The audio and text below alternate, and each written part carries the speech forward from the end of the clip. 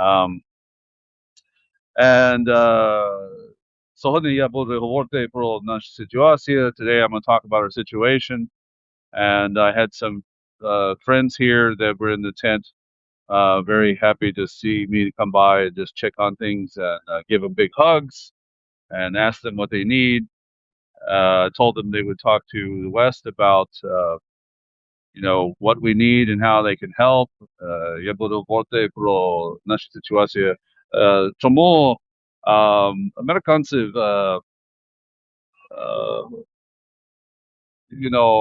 хочуть, як можете допомогти? How they want to know how to help. And I said before, it's the big structures. This is big investment level repair. This is not small generator level. Generators help when you own a house, but in the big places you can't really do that. Like you can't put the generators in a place that's safe. We've actually had people that were poisoned with carbon monoxide, and there are complications of that. And for those who don't know, like the officials here are very clear to issue warnings, and this is a very digital country. I know many older folks who have their phones wired up and know what's going on. Moya mama. My mom, for instance, really knows what's going on from her tablet and from her phone fairly quickly. So often when I would go to tell her what's happening, she's ahead of me, of course, and that's good. That's the way it should be. What else?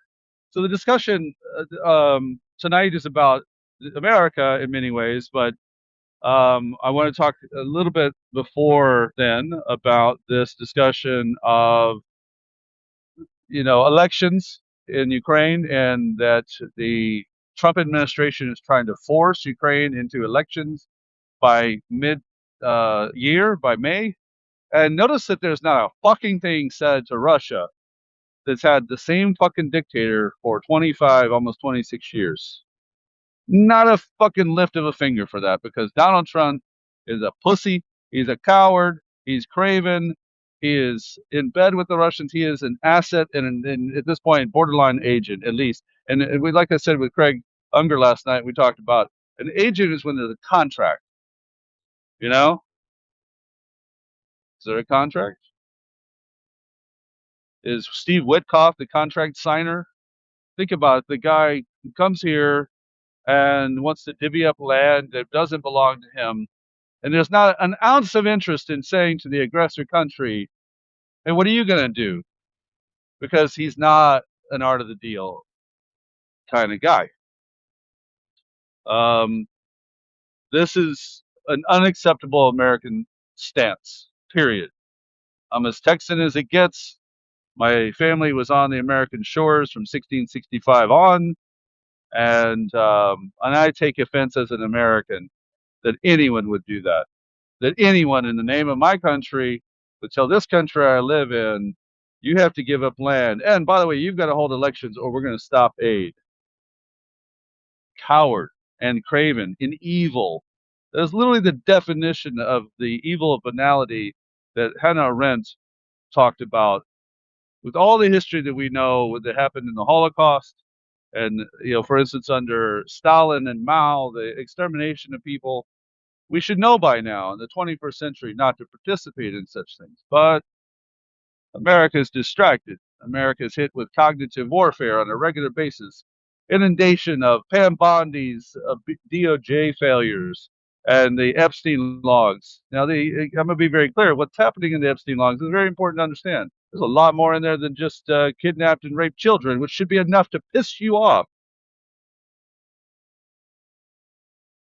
But what else is in there?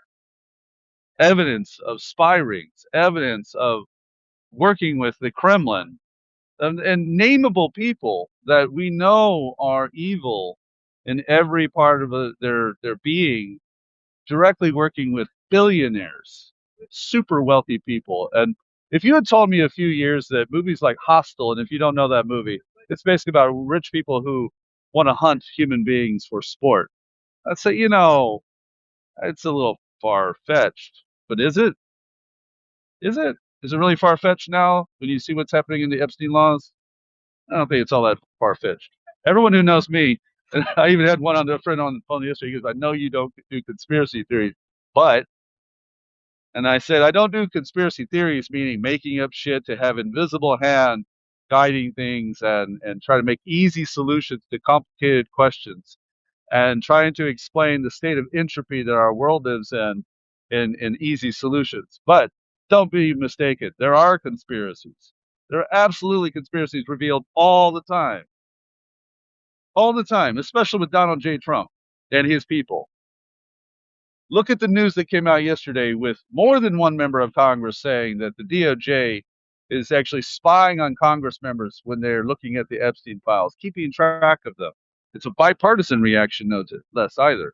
So keep in mind, when it's bipartisan, there's probably something to it because the dog that barks will tell you one thing, the dog that doesn't bark tells you another. There's a lot of problems happening because of that failure in America, and it needs to get over with. And it's not ending anytime soon, my friends. I'm sorry to tell you that. It's going to continue to unravel. We are so far from that becoming, you know, I don't even know the word I want to use, normative. There is no normal. This is the new normal. Chaos, entropy. This is why I use the word or the phrase cognitive warfare, human DDoS attack. As Craig said last night, Steve Bannon uses flood the zone. By flooding the zone, keeps you really, really busy and keeps you focused on anything but what you can do to be effective in your life. So, moments after I was done with that broadcast with Craig, and please go watch it. I think it was a great conversation, and we have so many more coming. A friend of mine and I got on the phone, and we were talking about how they can be effective in the American chaos. And I was hearing, but I'm doing this and I'm doing this and I'm doing this, and there was a frustration in this person's voice. And I said, okay, but are you getting results? And if you're not getting results, change your path, your plan, and your approach, and keep doing it until the thing that works kicks in. Congress members and their staff get, let's just stick with the staff, they get hundreds of calls every single day from all sorts of people with all sorts of issues and names to, please go watch this person, this is important, please go watch that person. And you have to think in terms of how do they see your phone call. Be mindful of your results by not just pounding on the wall trying to get to the next room. Open the door and walk through. These are the ways I used to tell my employees years ago when I was a manager, when they would say, but I'm trying and I'm trying and I'm trying. The question was about trying. I could see the effort. It's what are the results? If the results aren't working, maybe try a different attempt. The first time I used that metaphor was with a really good person who said, I'm really trying, and I could see the stress in his eyes of trying to get the thing right. And I said, but you're the equivalent of pushing it against the wall when there's a door a few feet away. Change your approach. I do it all the time. I'm always going to have to find another way to take the news we live in Ukraine and find which platform and which way it gets heard. Twitter is a useless mess of Nazis and disinformation bots, uh, disinformation losers who hide behind anonymous names to troll Ukrainians in war, to troll people who are suffering in America and abroad. And that's what they're there for. That's why Elon Musk took it over and to unleash his digital horde so apartheid Clyde could do whatever he wanted to do and be the piece of racist garbage that he is. So yeah, we'll keep a footing over there, but we're not broadcasting there anymore. We're done with that. We'll be on this platform. This platform is right now, it's helpful. I like to watch certain people who are broadcasting on here and sharing their experience with you. I like being able to interact more directly with you without the noise. We're going to rebuild our networking over here. So again, tonight we'll have John Fugelsang. Tomorrow, I'm very honored to say we will have the Voices from the Front meets the Wiretap with me and Sean Penner and I, talking about what we've seen this week. And I hope you'll join us for that because I really enjoy Sean's perspective, and we're going to serve it up. Then we have, over the weekend, I'll do Saturday. I'm already planning my culture Saturday. I'm a bit of a not only a culture hound, but I'm a bit of a uh, I like doing film, and I like to broadcast the information to you.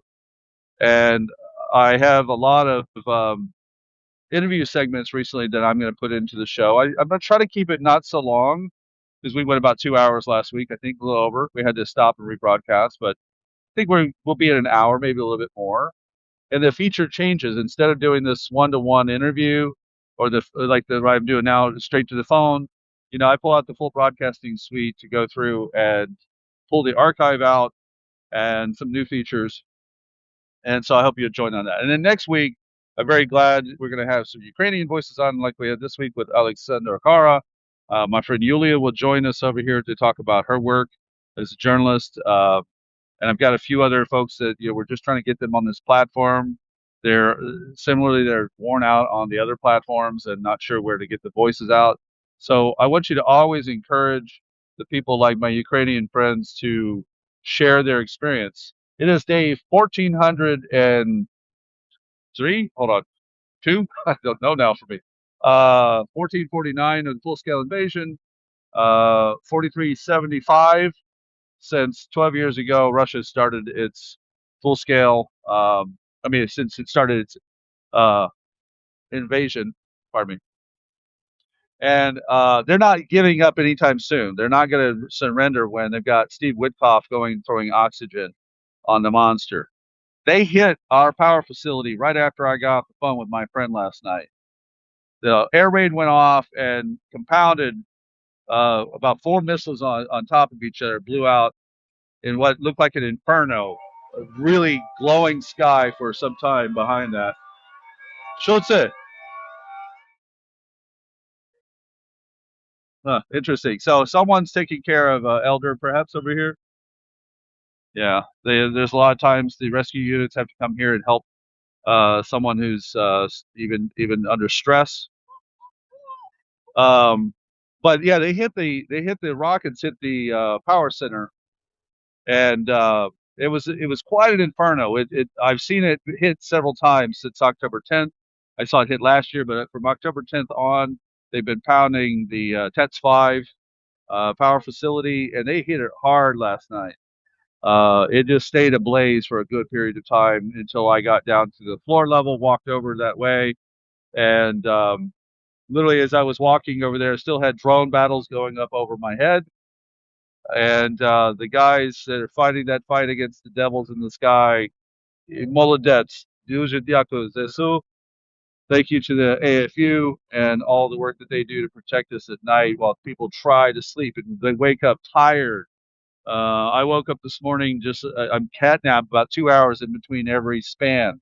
Same thing this afternoon. I finally just was able to finish typing, get the article up, and go back and grab at least a little bit more sleep before getting up. And like I'm doing now, I have a couple of hours to get some materials together.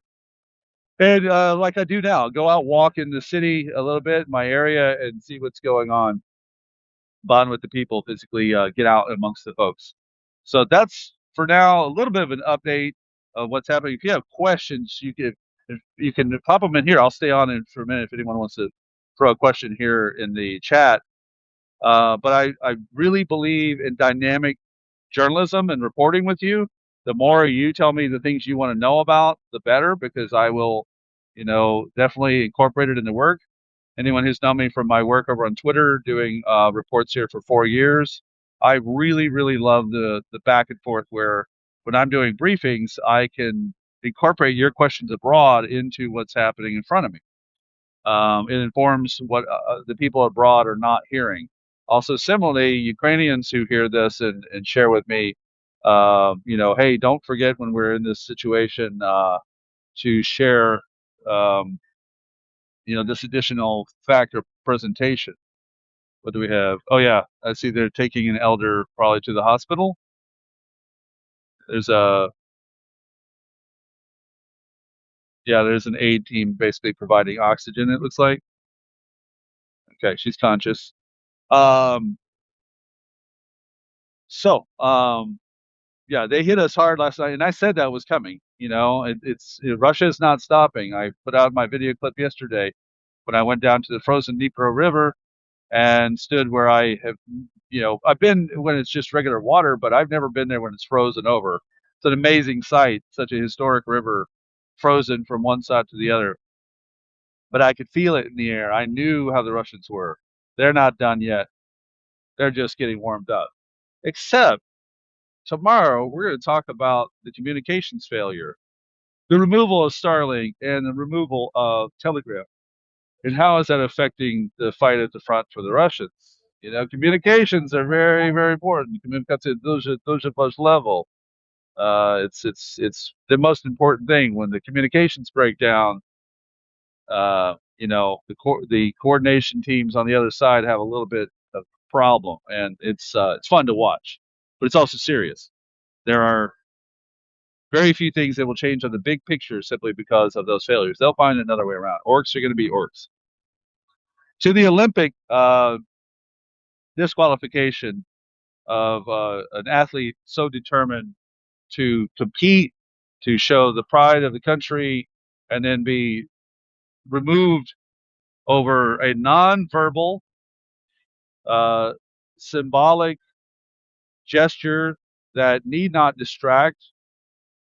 I want to flash back to a time period with the Holocaust where if we said, hey, we happen to have a Jewish competitor and he or she is warning you of a problem, but we're going to remove them because, well, we have rules. Or as one completely callous piece of garbage said on another platform, we watch this for entertainment, not for ideology. Ideology. Oh, wow. And keep in mind, this is how some people really think. They are so sanitized from suffering on their screens, and they have this disconnect between the suffering of human beings that they are indifferent at a level that's vile. Standing up for the people who could not speak anymore is not an ideology. It's dignity. It's respect.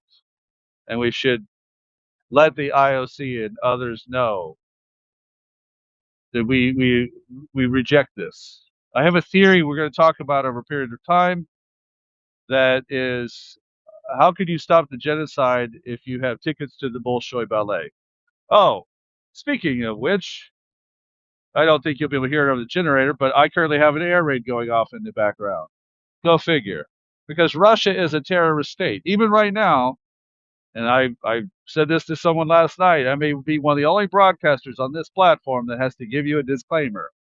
If you are bothered by the sound of air raids, if you are bothered by the sound of rockets and or drones going through and the potential that your host could be killed live broadcasting to you, well, guess what? That's what this is. I've been doing it for 4 years. I just didn't do it on camera until recently. And that was at the request of Ukrainian friends who said, thanks for reporting from my area. I can see what's happening. People here, like right now, it's got quiet, but I've had people when I've started doing these little video clips out here say, thank you for talking about our situation here. And they didn't necessarily know I've been living here the whole time. But currently in the background, air raids are going off. I can't really, without closing up my screen, see what they're over. But I'm going to say it's probably rocket attack because I didn't see much drone activity happening yet. And it's happening all the time. There was actually a Oreshnik warning in the middle of the day. I was getting groomed by my good barber, and thank you to the Vakor team for cleaning me up a bit so I could do the broadcast tonight. And when I got done, I was checking in on the comms to see what was happening, and there was immediate medium range ballistic missile warning. At the same time as the attack last night here in Kyiv, there were attacks on Dnipro. Sean Penner will tell you about that tomorrow. They had big activity going on down there. And I can promise you tonight, they're going to continue to hit because Russia is a terrorist state.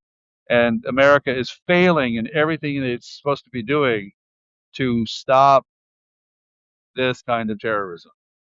Is America a police of the world? No, it's not America as police of the world, but as they say, to one who is given much, there is much responsibility. America is the land of prosperity, like it or not. And I know for Americans watching, I know that the bills are getting higher and higher. Your cost of living is going up because of the failure of Donald Trump, the failure of his squad of goons that really look more after their pocketbook than they do after you.